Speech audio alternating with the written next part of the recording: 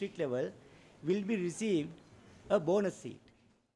எதிர்வரும் நாடாளுமன்ற தேர்தலில் ஐக்கிய மக்கள் சுதந்திர முன்னணி சார்பில் போட்டியிடுவதற்கான வேட்புமனுவில் முன்னாள் ஜனாதிபதி மஹிந்த ராஜபக்ஷ கைச்சாத்திட்டுள்ளதாக தெரிவிக்கப்படுகின்றது.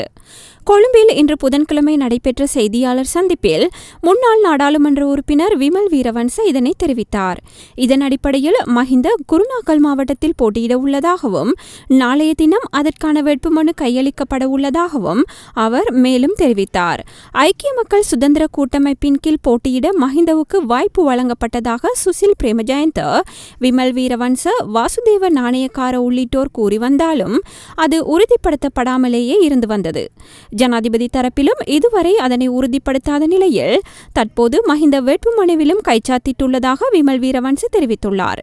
இந்நிலையில் மஹிந்த போட்டியிட உள்ள ஐக்கிய மக்கள் சுதந்திர கூட்டமைப்பில் எவ்வாறான மாற்றங்கள் ஏற்பட போகின்றன என்ற பரபரப்பு தற்போது ஏற்பட்டுள்ளது.